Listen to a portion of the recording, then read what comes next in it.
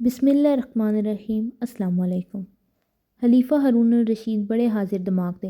ایک دفعہ کسی نے ان سے پوچھا، آپ کبھی کسی کی بات پر لاجواب بھی ہوئے ہیں؟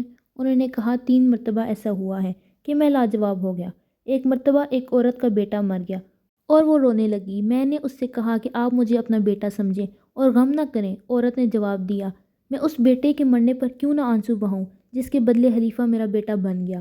دوسری مرتبہ مصر میں کسی شخص نے حضرت موسیٰ ثانی ہونے کا دعویٰ کر لیا۔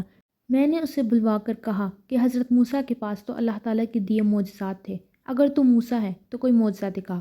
اس نے جواب دیا، موسیٰ نے تو تب معجزہ دکھایا تھا جب فرعون نے خدائی کا دعویٰ کیا تھا، تو بھی یہ دعویٰ کر تو میں معجزہ دکھاتا ہوں۔ تیسری مرتبہ لوگ ایک گورنر کی غفلت اور کاہلی کی شکایت لے کر آئے۔ میں نے کہا کہ وہ شخص تو بہت نیک، شریف اور ایماندار ہے۔ انہوں نے جواب دیا، پھر آپ اپنی جگہ اسے خلیفہ بنا دیں تاکہ اس کا فائدہ سب کو پہنچے۔